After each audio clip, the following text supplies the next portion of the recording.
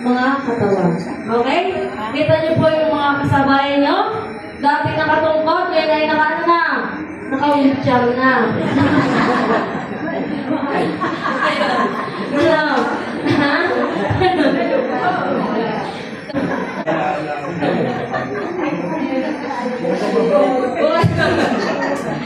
Yung mga may iniinom na. Ayan. Sige. Okay?